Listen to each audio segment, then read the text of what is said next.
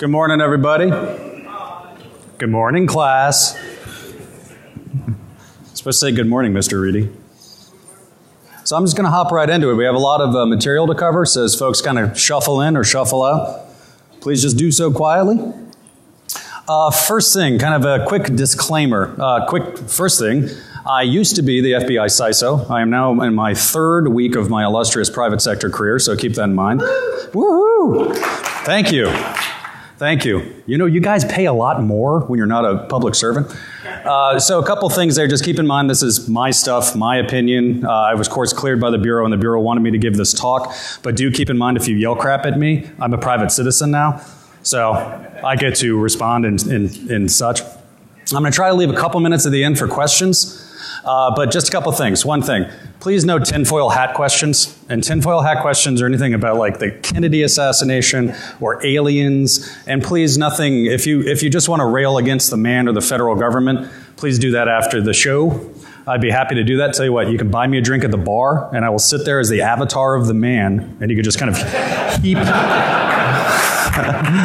and you can heap scorn on me. But you're buying the drinks. So what the whole point of this this presentation is kind of condensed 10 years of things we learned at the FBI Insider Threat Program into 5 lessons in an hour. So we have kind of a lot to go over. A lot of it's not necessarily technical. And just to kind of let you know why you should listen to me, right? So besides the fact that I have a PowerPoint and an awesome suit. Besides I have a PowerPoint and an awesome suit, I've worked kind of the front lines of insider threat for a better part of a decade in one of the only operational federal insider threat programs. So hopefully some of this will be good for you. I'm not going to go through each one of these, but these are kind of the 5 lessons that I wish I knew. So if I could go back and talk to young Pat, besides telling him to kind of not get so rotund, one of the things I would have told him was these 5 lessons. Okay, and we're going to go through each one of these, and at the end we're going to actually focus on some cyber indicators and observables that we found through some empirical evidence that if you were starting an insider threat program, there'll be 2 types of data I would suggest that you start collecting, and only 2, and we'll get to that. Alrighty, so just real quick, like kind of the evolution of our IA program. We kind of follow this trajectory that a lot of IA programs, information assurance, or cybersecurity programs, which by the way, I hate the term cybersecurity, programs followed, right? We kind of started with network intrusion, worrying about viruses, kind of moved into this concept of APT or more advanced persistent threats, and you start gathering different data and thinking about things differently, right? For detection purposes, you get away from this kind of signature-based stuff. And by the way, and I'll get into this and I'll rail on this, you can't use snort sigs to capture insider threats. You just, and I'd be happy to debate anybody on that. It's not the same type of problem, and we'll get into that. But as we kind of evolved, you get into these more like data mining techniques, behavioral analytic techniques, a lot of the stuff that generally us as security geeks don't normally do. And this is a particularly interesting problem for people that work in security operations centers that just get kind of thrown the insider threat program. By way of hands, how many people work in a SOC, like a security operations center, that now has to do insider threat stuff? Couple? Yeah, couple. It's really funny that they do that. I don't know why, but and we'll discuss some things that maybe that will be useful to you. But I guess it's like, hey nerds, you handle other things, now handle insider threat. Go be nerdlinger. So the approach for this talk, what we did, and I'll talk about this kind of Joe Friday stuff, right? Dragnet, just the facts. One of the issues that's a gigantic hurdle for insider threat research is a lack of empirical evidence.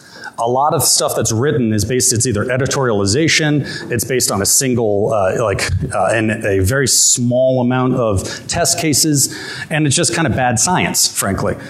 So what we wanted to do is start looking at empirical evidence and kind of driving that empirical evidence a little bit forward. So what we did is we took a look at 65 espionage cases that went back about 15 years. And we looked at just about every aspect we could, if they're system admins or not, what kind of actions they did, et cetera. Then we took then we also took a look at 200 what I would call non-model employees. These were incidents over about a 3-year period at the FBI of people that had some kind of punitive action taken against them. So they could have lost their job, they could have been demoted, they could have lost their clearance. This does not mean they were all spies. Because one of the big problems with the science of insider threat is spies are kind of rare, thankfully, or we're just completely missing them. Either one. We don't have a lot of really good test cases. And then what we did is, so you have a test group and a control group, right? Pretty easy. Same way that they do with cancer, right? Lots of people with cancer, lots of people without cancer, and compare the two and find diagnostics. Again, the issue we have here is that insider threats are so rare that we have a tendency to overly fit to problem sets. And we'll talk to that. Okay, so let's talk about the first lesson, the misunderstood threat. I jokingly call insider threat like the emo kid of threats, like no one understands it. One of the problems is everybody always looks at this lens of all security problems are hackers, right? That's not the problem with insider threats. And we'll talk about it, and I'll say this often. Authorized users doing authorized things for malicious purposes. They do not have to run hacking techniques. They do not have to do buffer overflows. They do not have to follow the kill chain. This is all things we'll talk about. Often also, these are people that joined with no malicious intent and had no concept of actually doing any harm to the organization when they entered. The other kind of fundamental shift that everybody as security professionals need to make is away from this kind of IP addressed and network-centric view to people and critical data assets. And most places like in SOCs or security organizations don't have the information, simple information like HR information to say, you know, Pat Reidy is this guy, this is what he works on, and this is what he normally should be doing, this is what he shouldn't be doing. And we'll talk to that. That was one of our critical and most difficult problems. Building an insider threat program at the Bureau is learning the people. And we'll talk about that a little bit in the future slides. So let's talk about what it's not. It's not the knucklehead problem, right? It's not stupid people. Don't get me wrong, there's plenty of stupid people in the world. And in our incidents, and one of the incidents last year at the Bureau, about 24% of our incidents were people that were just doing unwitting dumb things. This is our standard user that, you know, hey, a pop-up of a talking moose wants my social security number. Sounds fair to me. And then, you know, and that kind of thing. But we spent a lot of time on it. About 35% of our incident response time was handled just like telling people, when talking moose pop up, don't give them their social security number. And, please don't use the FBI to buy Wang enhancement pills. It's not the right place to do. So one of the nice things about this problem set is that we found ways to kind of positively socially engineer, and we'll talk about that, our user base, to make room for our analysts to focus on the really hard problems. I would argue this is the same thing with anything. Advanced persistent threat, any incident, you have to take those things that you can automate out, take human hands off of, and just kind of teach your people. So it's not the knucklehead problem. The other thing is, I love this. I don't know why I love this so much, but I love this gigantic bear. So one of the things that people talked about often in these reports is insider threats are the most common. Well, I think this kind of goes back to this problem that no one agrees to what an insider threat is. Somebody stealing a legitimate credential and then logging in and trying to do legitimate user things is not an insider threat.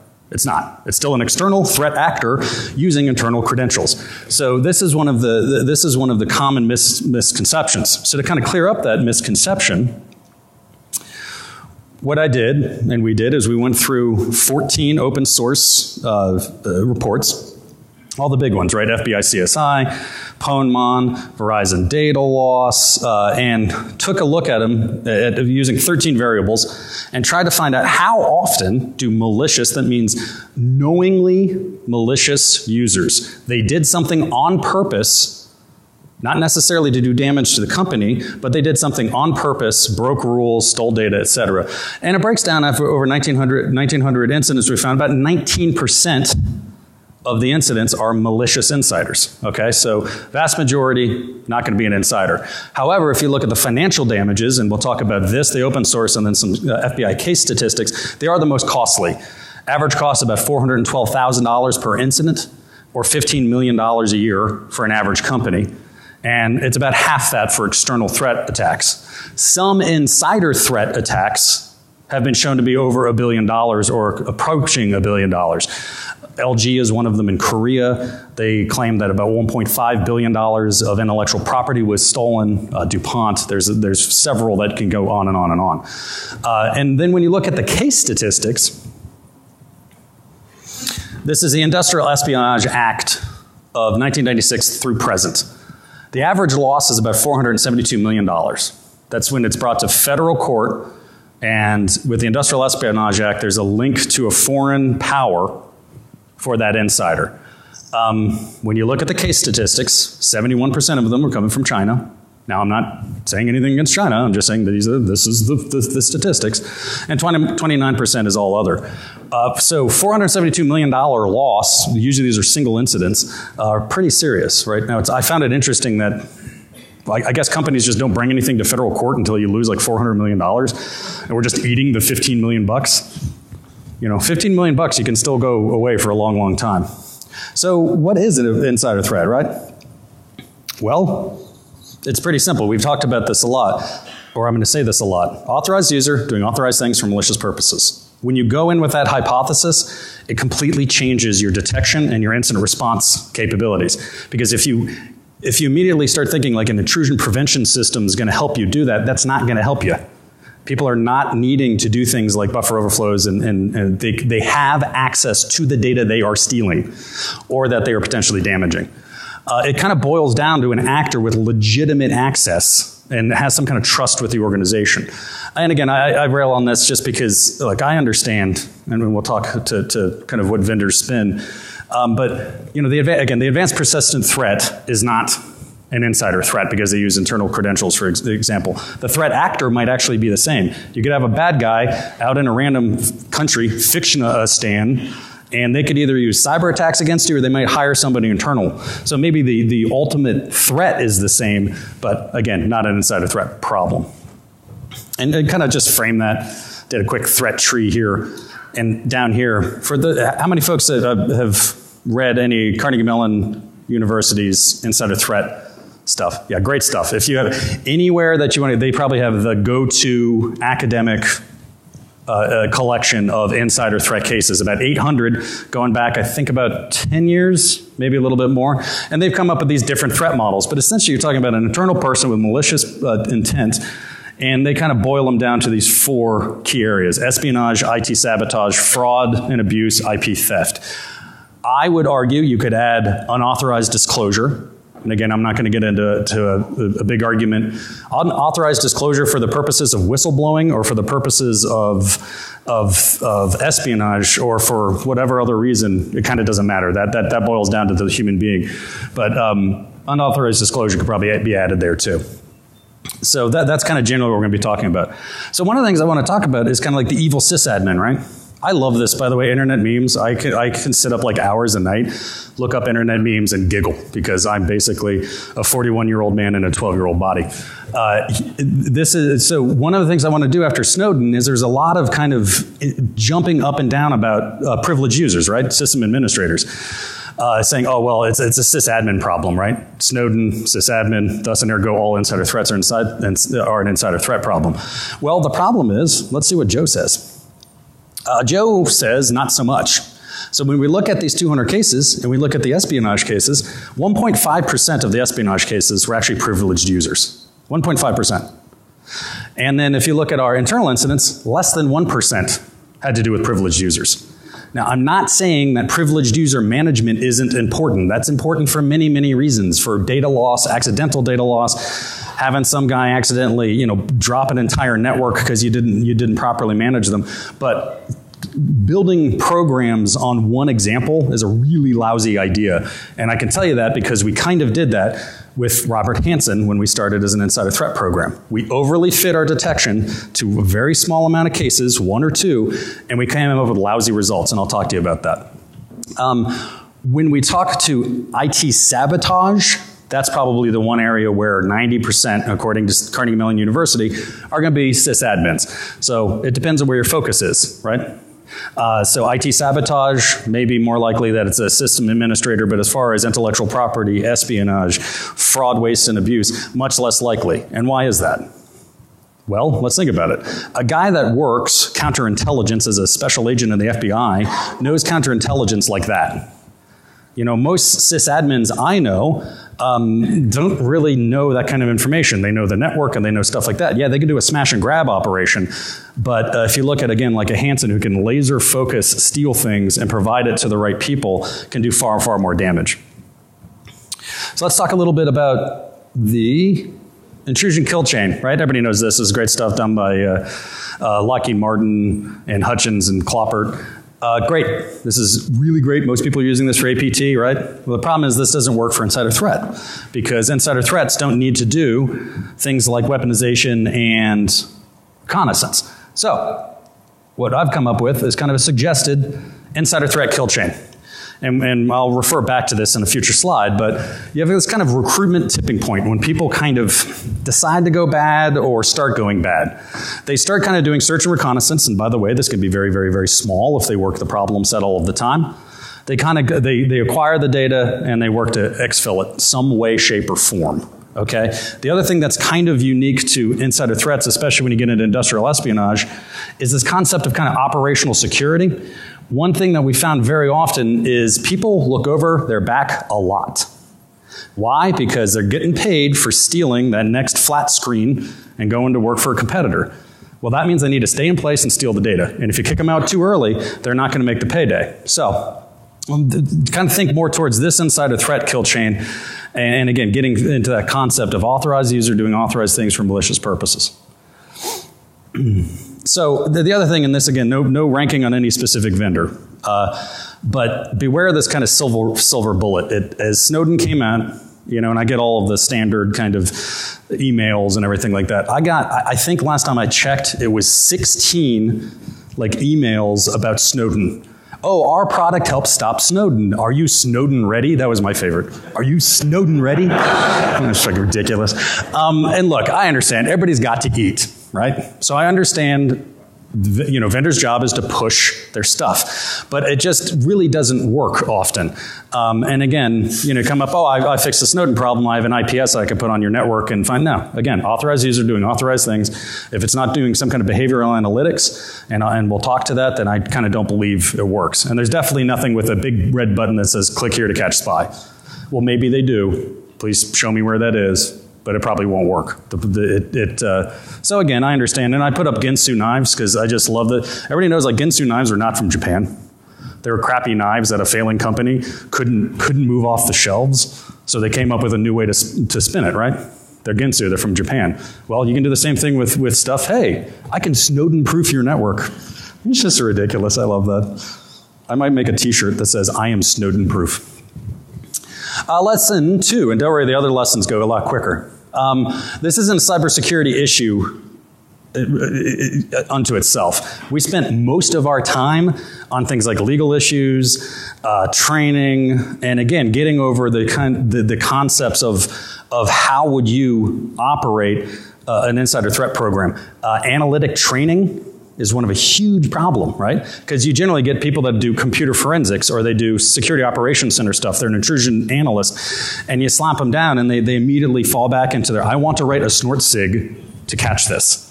And I was one of those, and you know, it just turns out it doesn't work. So again, just keep that in mind, that a lot of the things that you need to do is going to be clearing the deck chairs for just being able to do the operations. Oh, and by the way, if you're trying to do things like insider threat intellectual property protection in places like the EU, how many folks are from the EU or do work in the EU here? A lot, right? Germany. Yeah. So Germany, you know, you can't, in some instances, like an IP address cannot be collected because they think they would consider that private information. Well, when you start talking about some of these techniques, you're going to go through a lot of legal wranglings to get it to work. So just something to keep in mind. So, you know, the solution is you really got to take this multidisciplinary approach. Okay? And that is the whole goal is to detect, deter, and disrupt insider threats using different than just cybersecurity, counterintelligence and intelligence approaches, and personnel security. And you do it simply by focusing on the people, enemy, and the data.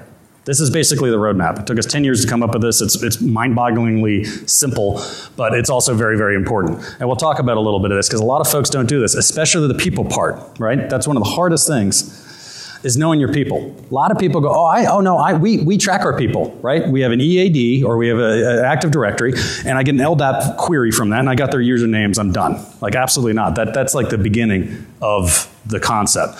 You know, pretty simple concepts. You need things like HR information. So here, I'll give you a free indicator. A spike in printing on a Friday night, does that matter? I don't know, right? Spike in printing on a Friday night, and the guy was told on Friday morning that he was going to be fired on Monday. Now do I care? It's usually what we call a clue at the FBI.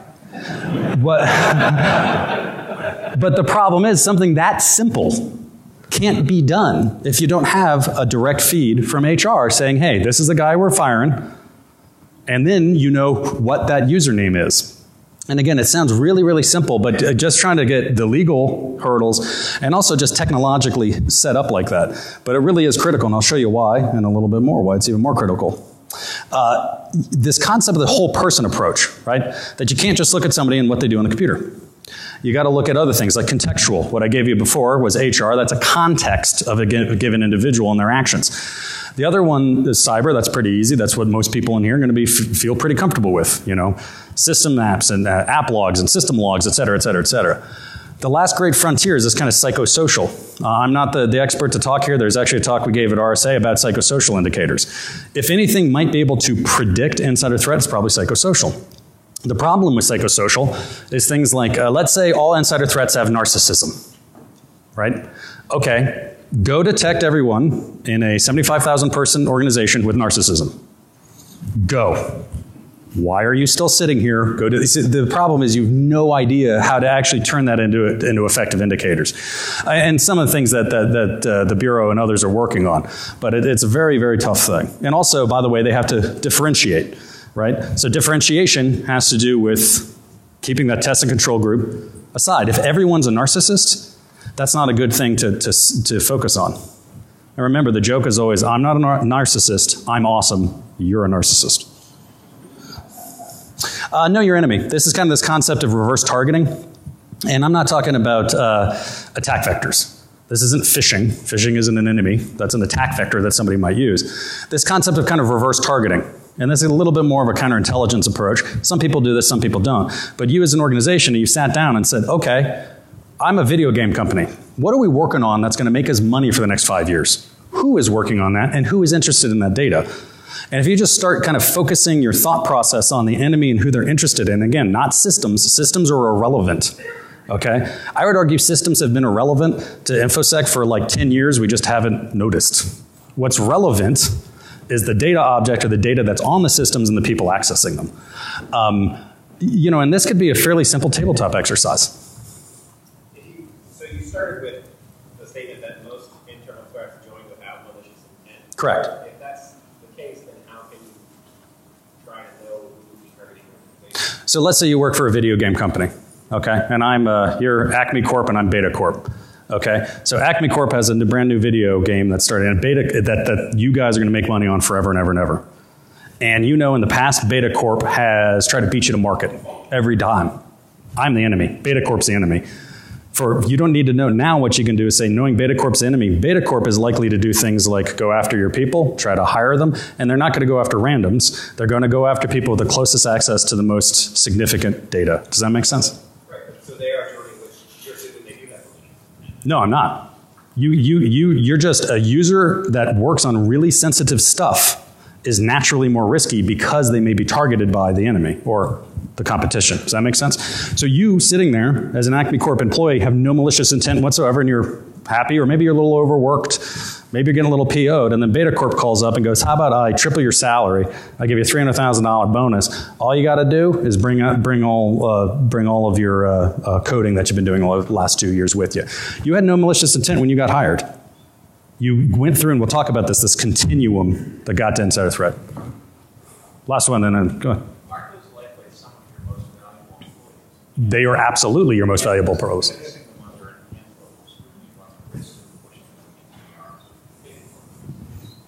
Maybe, right? This is all the things that as different. So the question was, aren't some of these most high value employees? And if you're going to start putting like Big Brother all over them, they're going to get pissed off, pardon the French, and they're going to run to Beta Corp because you're doing this to them. Possibly. But also if you kind of, in my experience, and again, the federal government's very, very different. You remove that expectation of privacy. But you can do these things logically. And if somebody's coming in and you're paying them logically well, and they understand, and we'll talk about this crowdsourcing security idea, I found that individuals tend to really like to, that's their baby, right? And they want to protect what they're doing. And they tend to understand when you inform them what you're doing. What you don't do is do it in the background and not tell anyone, because that's what pisses them off. Is that answered? So let me crank through a couple more of these things. Does that answer the question, guys? So we kind of already hit this, right? We kind of talked about this Acme Beta Corp concept. Know the data. What's the really important stuff? The problem is usually when people talk about asset control and security, they always talk about systems. That just pisses me off. I don't know why it makes me so angry, but maybe because I get angry at really odd things. But they always say, oh no, I have asset. Right here. Here's all the systems I have in the patch level. Okay. What do all of the people using that use those things for? Which one of, if you lose a laptop A or a laptop B, which one are you going to freak out about more? Well, I don't know. That's not asset discovery. Well, yeah, it is. You need, again, know the data, know your people, know your enemy. Well, some things people say, well, this sounds really expensive, right? And it might be expensive to do. I think you could do it right and for far less than what we did it for. But this is another thing that you have to kind of consider. When you talk about return on investment as security professionals, you know, maybe we could do a little bit better. And this is a bit of a soapbox issue, but our go-to thing is the Chicken Little thing, right? Is to freak everybody out, tell them how the world's ending. How about we start talking about value to the customer and value to the company? Well, a good insider threat program, a good data protection program allows you to do things like penetrate hostile marketplaces. Go do work in the most hostile marketplace. I don't care, because our crap can't get stolen. That's a market differentiator for industries. And I mean, mark my words, I say in about 5 years, 10 years, people that take insider threats seriously will be around, and people that don't won't. Because it's just, as we get better and better, finding APT and all that stuff, and that drops down, the easiest thing to do is just flip somebody on the inside, right? And arguably cheaper. So let's go on to the next lesson. How are we doing? We're about 26 minutes in. We're good. Lesson 3. Focus on deterrence. This kind of talks a little bit about, and this is kind of antithetical to a lot of people that do security on this. We want to be in the background, totally quiet, and not tell anybody we're there, because we're terrified that if they figure out how we're catching them, we're going to miss them. Well, I would argue that that's not the best way of going about it. What you want to do is create an environment. Remember I talked about that knucklehead problem? Well, what are you going to do about the knuckleheads? Just let them keep on being stupid? No. You got to interact with them, and you got to train them, and you got to socially engineer them towards something that you want them to be. So this is, again, making this concept of kind of rumble strips of the road. Somebody starts doing something wrong, burn, you knock them back into place, right? And you can do this on a bunch of different things. Maybe it's an HR thing, maybe it's a computer security thing. Maybe that guy that's working on your next great video game's getting a little angry. You find him in an incident. Maybe you could talk to the guy, get him, I don't know, a shiatsu massage and see if he's feeling a little bit better at the end of the day. It's all of this idea that we do as security professionals that's just wrong, right? We take one problem, Snowden, and we just generalize that across everything. Don't get me wrong, it sells software, but it doesn't solve any problems. What we need to do is make logical risk decisions, right? So what do we do at the Bureau with this? We did this thing that I call crowdsourcing security. It's a crazy idea. You actually trust your users. You provide them, you assume most of them are good, but you trust but verify. You actually provide them the tools to secure their own data. Don't get me wrong, you're watching this entire thing, and you lay back and see what happens. This is a complete head turn on how we normally do in the federal government. Normally, federal government, you have a centralized security policy capability, and you just enforce out from that, and you really don't care what the end users say.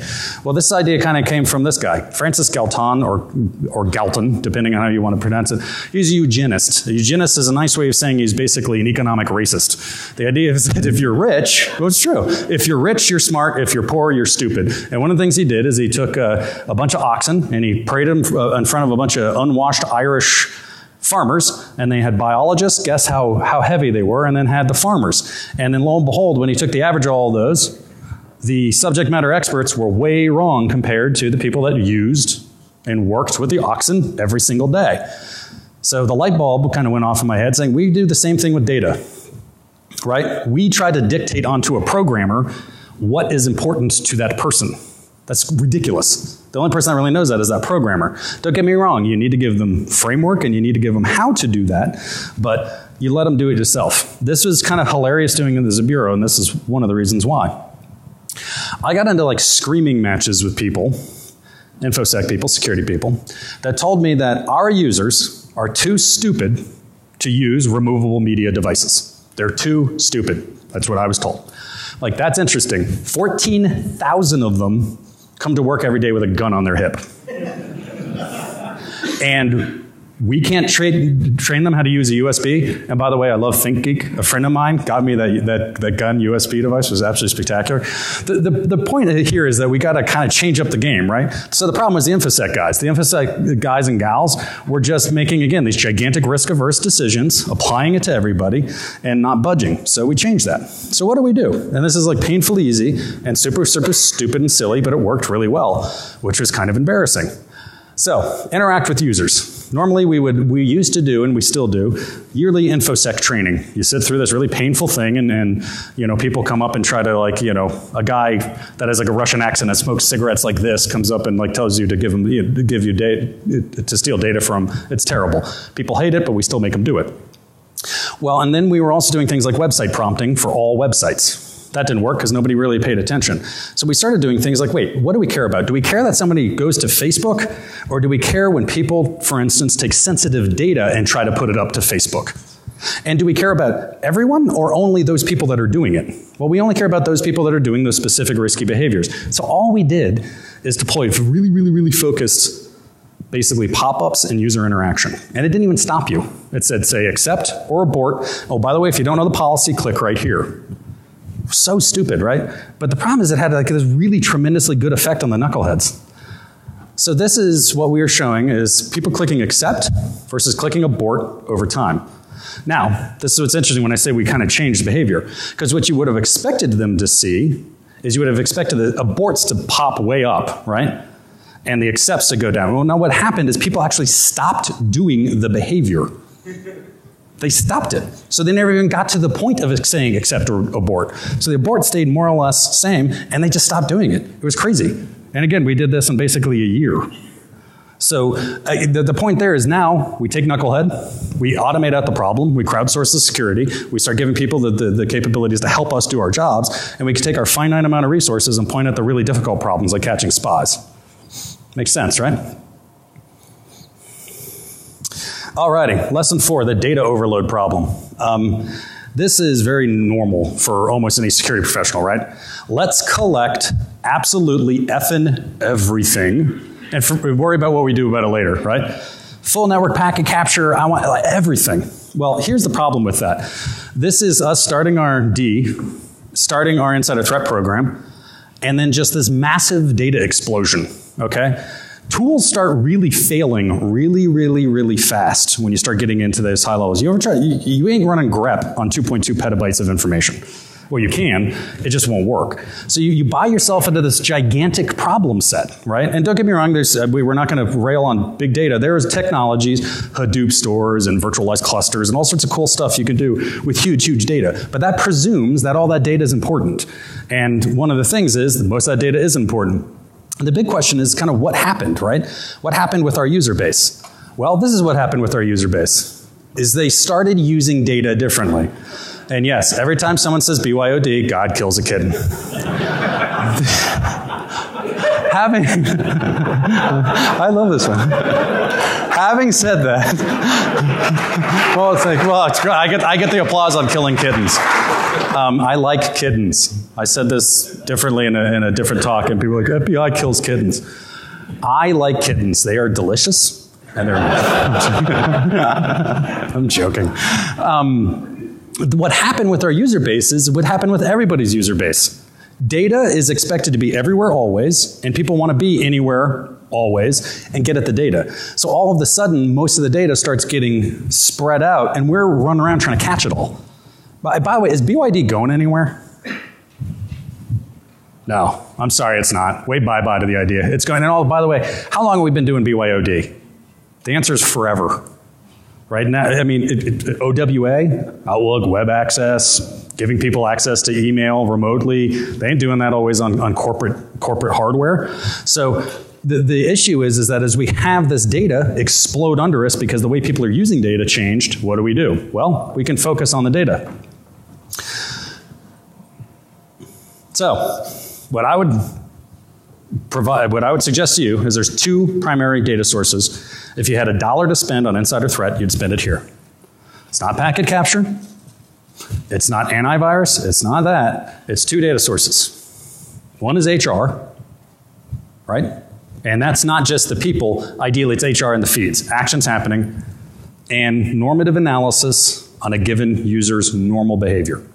And specifically, and I'll show you some of the data, we looked at data ingress and egress and volumetric anomalies therein.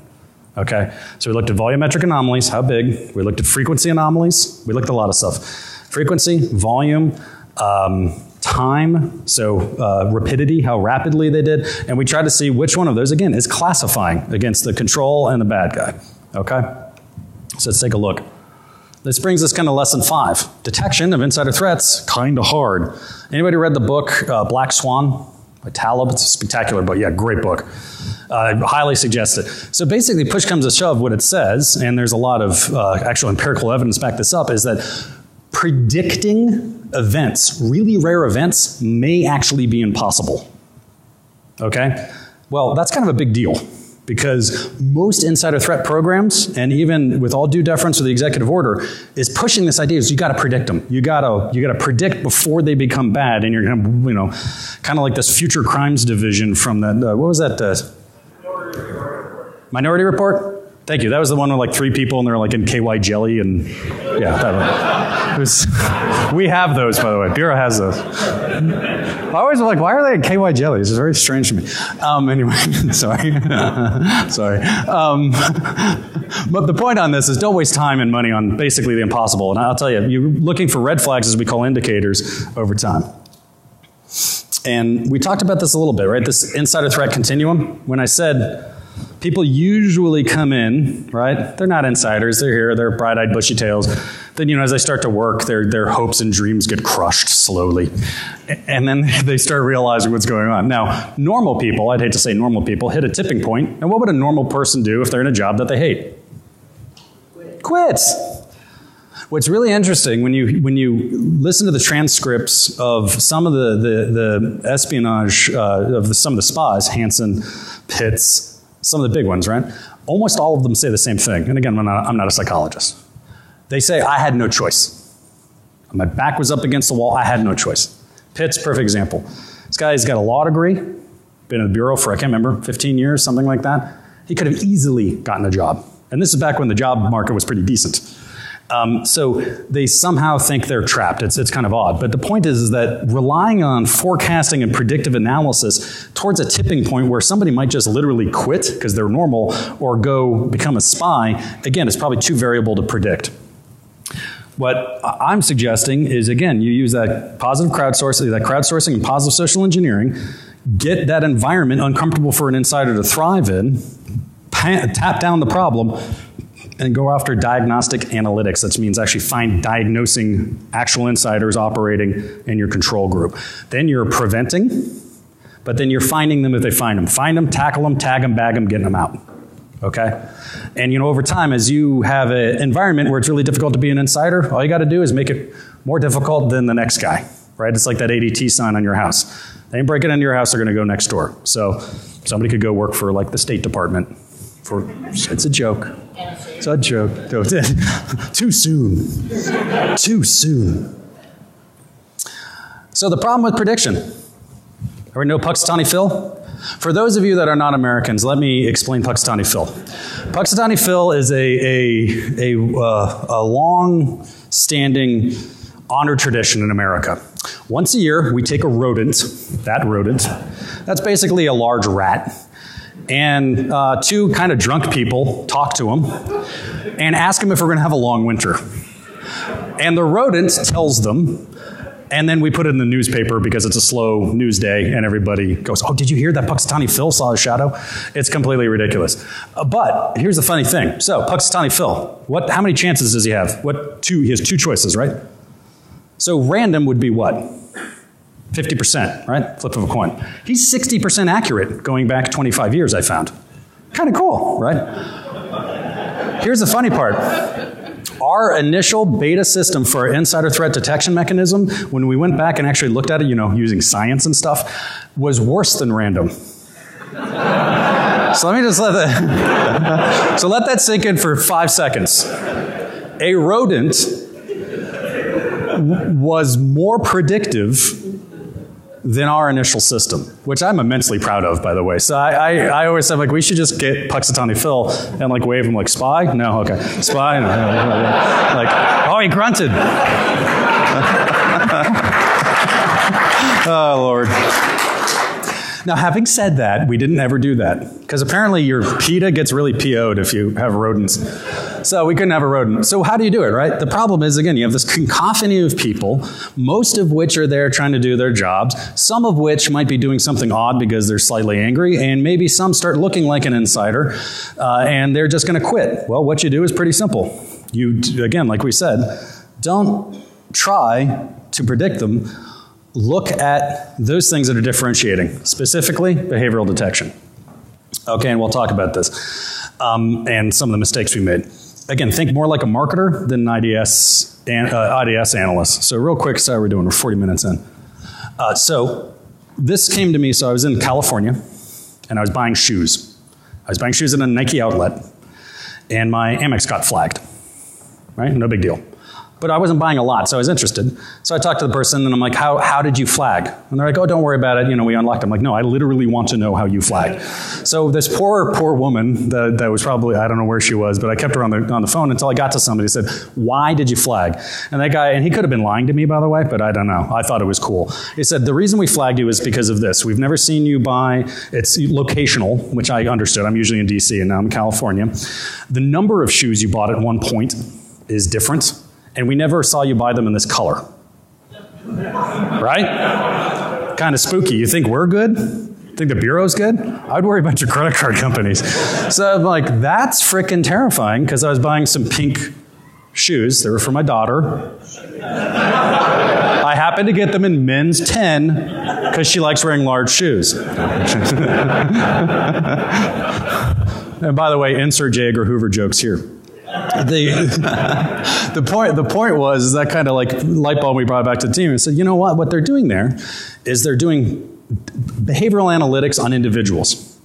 So we started looking down the behavioral analytic track, and let me show you what happened. We started doing what people would normally do, right? Behavioral analytics. What we're going to do is we're going to take the average of what people do on, let's say, data ingress and egress. And by the way, I point to that is because Carnegie Mellon University, some folks up at Columbia, a lot of them point to that as potentially a differentiator. So we took everybody's average, and then we took our control group and looked at average, and you know what we found? Absolutely no statistical relevance whatsoever. Anybody know what happened? Anybody want to guess? Anybody know what a normal distribution is?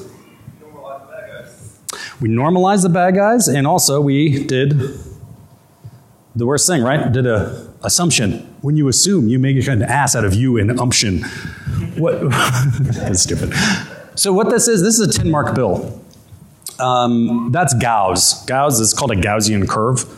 It's so ingrained in us statistically thinking, right? Whenever anybody went to did math as a kid, they always talk about standard deviation from the mean, and that works great when you have a normal distribution. Little amounts of people do a little bit of the data, a little amount of people do a lot of the data, and most of the data is moved by the masses in between. Here's the problem and why our prediction system was wicked off. This is a distribution of our users. That is not a black line, that is a distribution.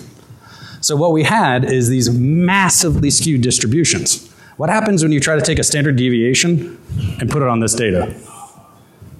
Wah, wah, wah, wah. You get worse than a rodent prediction, right? So, Puxatony apparently was better at math than us. The point with this was that what we found was when you dumb out, like I said, normalize everything out, you just lose everything in the noise. So this is a terrible way of going about business. Though, it concerns me because there's a lot of folks, to include people that sell and are starting to sell insider threat detection mechanisms, that do precisely this. Take the standard deviation of everybody always doing stuff and use that. It's no good. Pat Reidy's opinion. So what we did do is we said, okay, screw that. We're not going to do that. What we're going to do is do behavioral analytics on an individual, on yourself over time. That means you as a person, your averages or your norms, and when we said norms, we would take it on a given day, and then look that way. Now, we started finding differentiation. What we found was in a 90-day time frame, 21% of the test users, those people that had incidents, actually showed spikes in 90 days versus 12 of the control. So immediately, this is a good, so what, anybody know what a ROC curve is? So this is good and bad. What this shows is it's differentiating. That means that if this fires, you're about twice as likely to have a quote unquote bad person in your net than a good person. The problem is the detection rate still pretty lousy, right? 21%, that means 8 out of 10 bad guys aren't gonna, are gonna not fire this one indicator, which goes back to the original thing, which is there's no silver bullet. You will never find, in Pat Reidy's opinion, and we never did in 10 years, a single indicator that always worked all of the time. Only when we started taking that kind of holistic, whole person approach, right? We started looking at the context, we started looking at psychosocial, we started looking, again, particularly with HR, and then overlaid your normal system behavior that we start actually finding true differentiation. So that's why when I say if you had $1 to spend it on two things: HR and then a user's normative behavior. Because if you get that going, you're kind of cooking with gas at that point. Now again, this is a bit antithetical to a lot of tools that you can buy. Because what's easy to do is just take everything that everyone's doing, average it, and find somebody's spike. And don't get me wrong, nobody's going to argue that if the average person moves 12 documents off your network in a day, and somebody moves 200,000, that you should probably look at that. I mean, I understand that. I'm not arguing don't look at that at all. I'm just saying if you're really looking for differentiation and looking for diagnostics, this is what you need to focus on. Okay, so kind of that's where we finally ended up. Now, one of the things that we're now going to go do, or my ex-team's now going to go do, is overlay these findings with the psychosocial stuff that we did in RSA last year, and then see what the detect rates are. Because ideally, the perfect detect rate, and this is kind of a ROC curve idea, fires 100% of the time with a bad guy and 0% of the time with a good guy. Now, that's going to be more or less impossible. But, as you kind of work that curve towards that issue. And this is, this is important. Again, it goes to what we say, insider threats wear shirts. 100% correct. Well, I hope, most times. How about insider threats have skin? Let's go there. Insider threats have skin most of the time, again, I hope. Except Skeletor, who's the worst. And everyone else does as well. So if it's equally true with both populations, it's no good. So again, looking for those controls and indicators. So it looks like I wanted to have 10 minutes or so for questions and answer. So let me just summing up those 5 things real quickly. They're not hackers, right? Remember that. Frame the threat and start working your analytic techniques appropriately. Take a look at the insider threat kill chain, please. If you guys, find it interesting, please, let me know. And by the way, for the folks leaving, remember doing feedback. Please do feedback, sir. So it's Snowden a hero or a criminal? I'm not going there. I'm not touching that. Sorry, he asked me if Snowden a hero or a criminal. I'm not touching that. I'm not. He was an unauthorized discloser. I will leave it at that. My personal opinion, actually wait, I'm a private citizen. I'll give you my personal opinion. Was he a whistleblower? Maybe he thought he was a whistleblower. The way he did it, I absolutely disagree with. Period. Okay, so people can disagree. And again, if you're going to get angry at me, buy me drinks and heap scorn on me. But certain things are kept secret for a reason. Everybody says they want information free until it's your information. And think about that. I don't want free information. Well, if the information's free, well, don't get me started. So, we're going to start. Yes, sir. Yeah, what you mentioned about the 200,000 copy file. What's that? All the number of copies of the file that was arranged to investigate. At least in our case, most of the times, those are the legitimate users' case. And the exception is that guy that never copied the file, and that day the guy copied. So the best solution that we can use to try to help segregate what is legitimate is a DLP system, database connection. Using one file here, talking Yeah. content to tell us red flag plus what is important. Yes. Yeah. Data. So I'll put a pause on that. For everybody leaving, A, thank you, and B, please do the feedback. So it either allows me to not ever come back here and talk and bore you again, or if it does. So thank you, and I'll stay here and keep on questions. Cheers.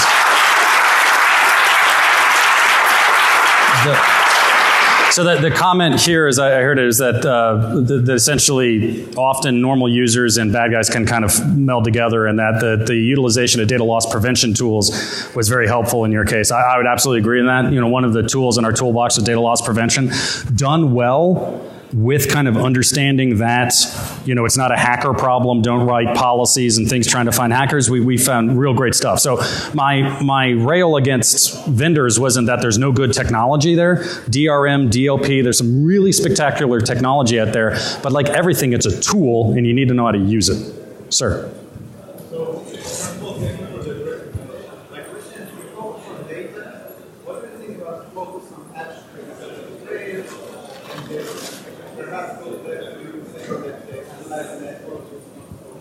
Sure. But if I am able to discern specific actions that are unique to a user, or I'm able to profile the user. Absolutely. Yeah. I think absolutely. You and I are speaking the same language. So what I was talking about is actions. I mean, if we go back to this slide real quick, and actions, or what we called observables, in these three major categories. So what I was doing in this presentation was focusing on observables and actions on the cyber side. But absolutely, just like I said, like is going to be fired like a specific action within contextual, a flight overseas or a bad credit rating or something, that any of it is an observable, and an observable needs to be something that you can, is an action or something that you can record or see.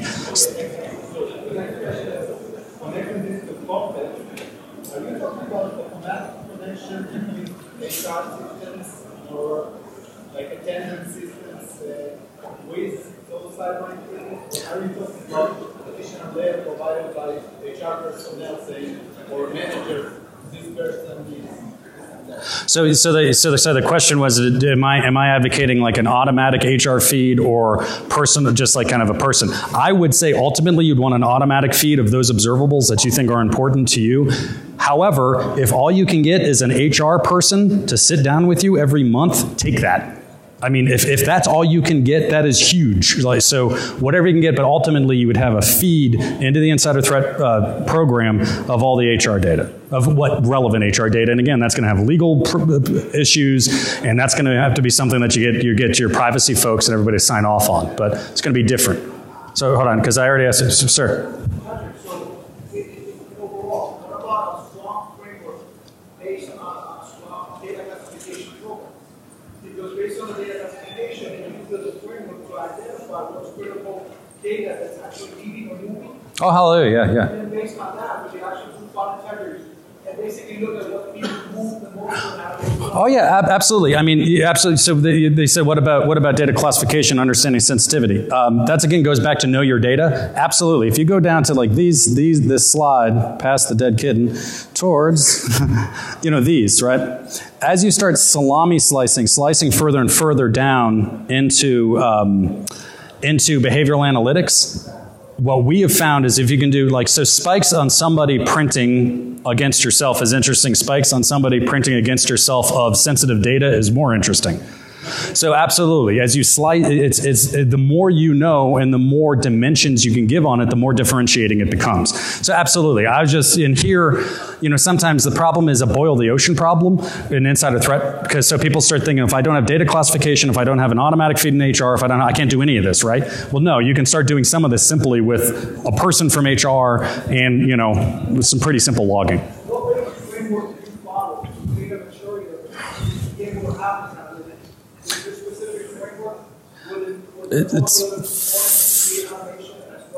Sure. It's funny you mentioned that, and I actually didn't have in these slides because I thought it was a little too much to cover, is that we have an ontology, a indicator ontology that we started, actually working with Carnegie Mellon University, that we're looking at doing a reference implementation in OWL. So literally what you'd be able to do is abstract out indicators in those three buckets and actually apply them to different, whatever log stores you may have.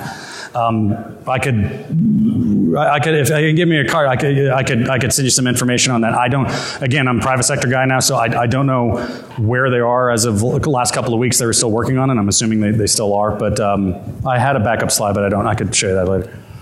Sure. Oops, sir. Yeah, then I'll get you. I'm sorry.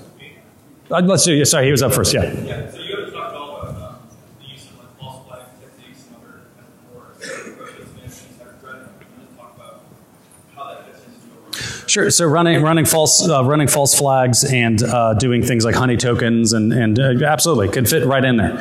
When this had to do with kind of detection based on kind of behavioral analytics.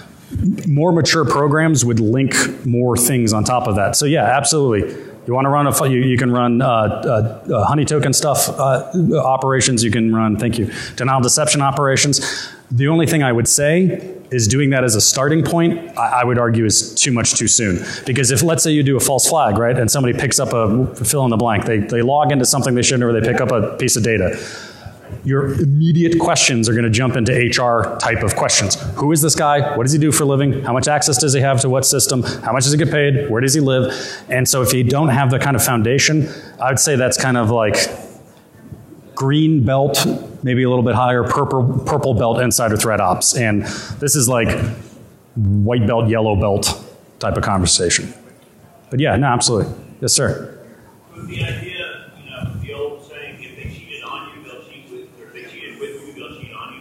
Do you have any statistics on how many insider threats were recruited from other companies to begin with? You mean before they came in? Yeah, they turn around and flip back on it, Oh, and then they flipped on the, that's really interesting. You know what? No, I don't, but that's a really interesting idea. So you're talking about, so like somebody goes from Acme Corp to Beta Corp, and then they from Beta Corp to Zeta Corp on the same. That's really interesting. No, I haven't. Now I want to. That's a cool idea. That'd be like a recidivism type of view. Right. Yeah, that's a nice. That's a,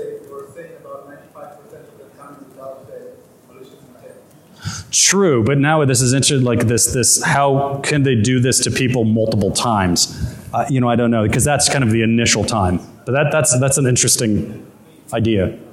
Huh. Maybe I'll do that next year at the talk. Sir, and then I got somebody. Well, actually, hold on. Give me 1 second. Right here. So besides terminations, what do you find relevant in HR data? HR data, I hate to say almost everything, but but at least terminations, hire fire events, promotions, demotions, movement of one group to another. All that stuff's important. And what's also just like, by the way, I'd also say that stuff is golden for APT. Because advanced persistent threat folks, they're not going after a system, they're going after pieces of information, and they're targeting people. It works a lot, very, very well with that too. So those kind of couple of things I would say. If you could start just with that, the rest of the stuff is nice to have, and anything that we may have, I don't want to, the Bureau had, I wouldn't want to discuss, but usually when you start getting into things like pay and people really heavily private information that's not just corporate, it gets a little sticky. But if you get just those, 5 things, I think you're in good shape. I had somebody over here. Where's it? Yes, sir. In my industry, we've had a program that's going back to back, and it's kind of fraud. Like that's the first correlation. The question is, have you ever seen an insider threat in conjunction with an outside actor doing like fraud cases?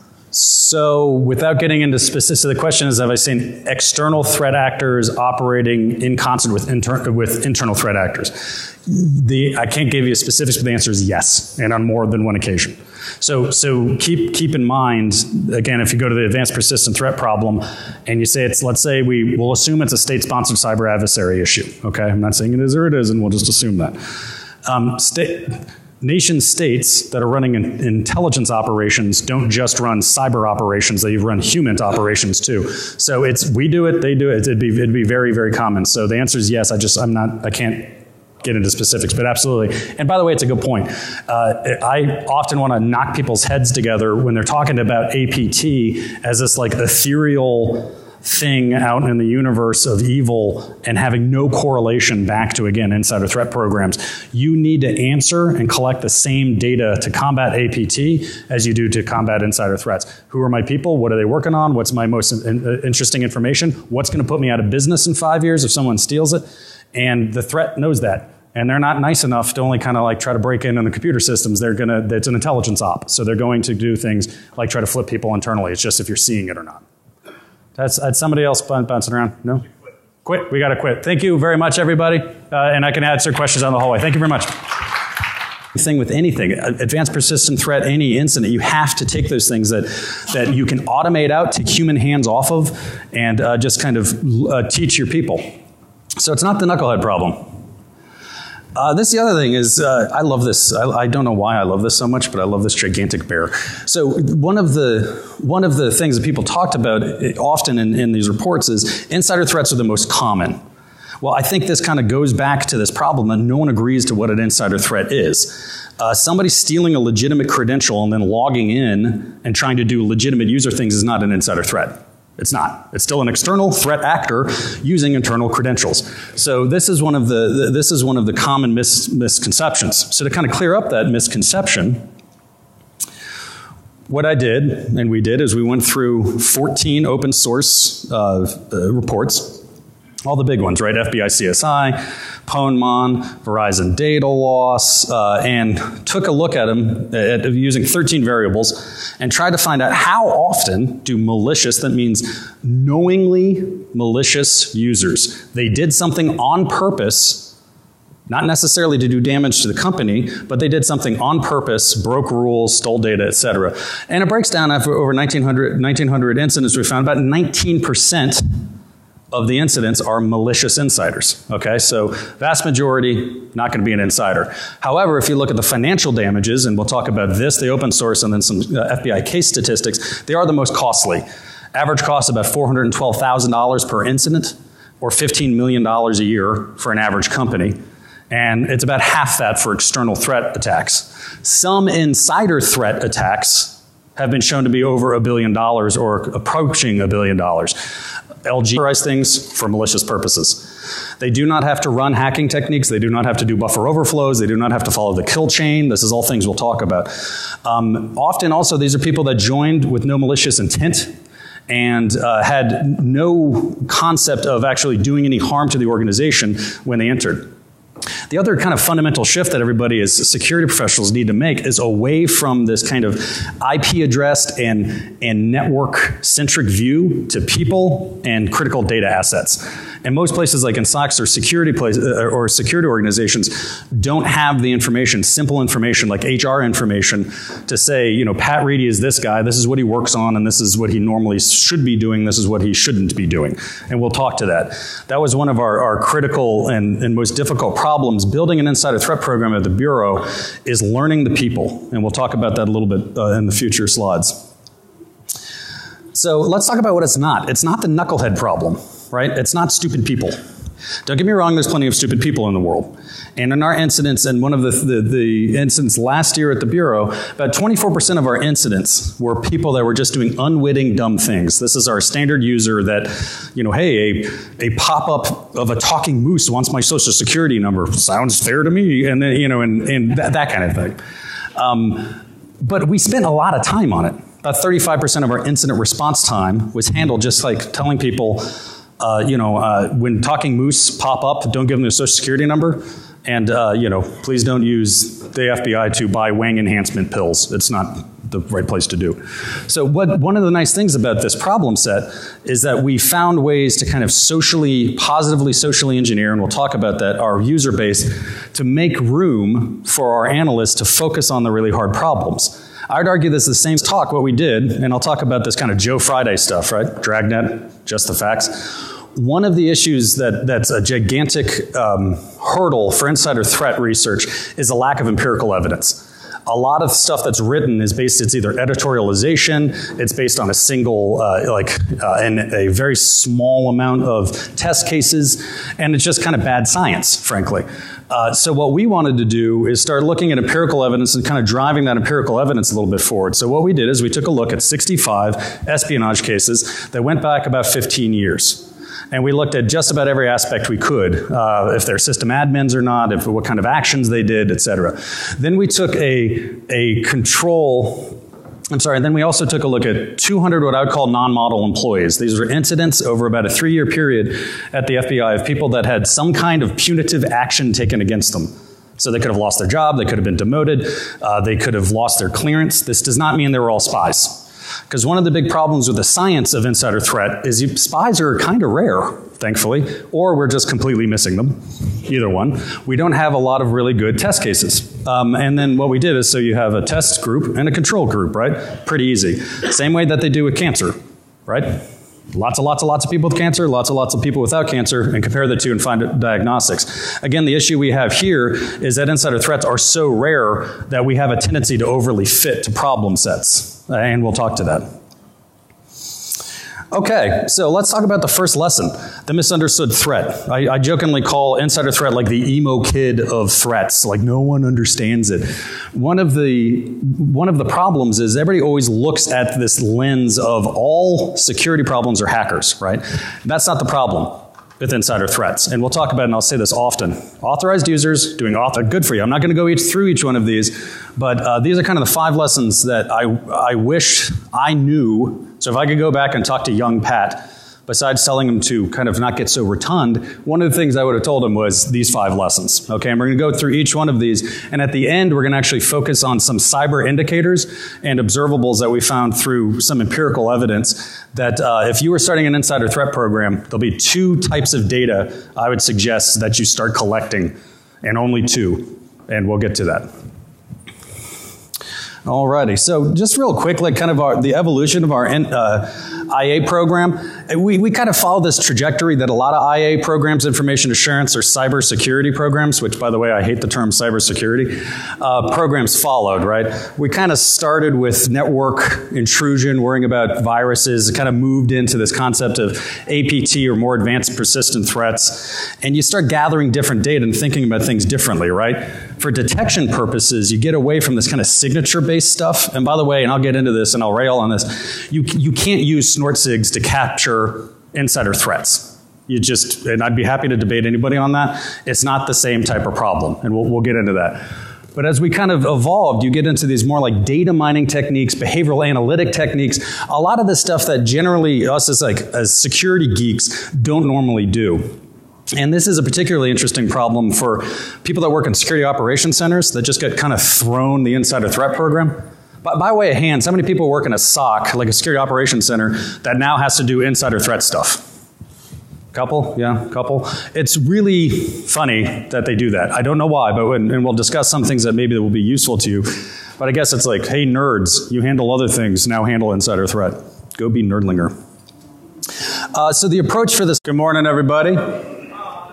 Good morning class. Supposed to say good morning, Mr. Reidy. So I'm just going to hop right into it. We have a lot of material to cover, so as folks kind of shuffle in or shuffle out, please just do so quietly. First thing, kind of a quick disclaimer. First thing, I used to be the FBI CISO. I am now in my 3rd week of my illustrious private sector career, so keep that in mind. Woohoo! Thank you.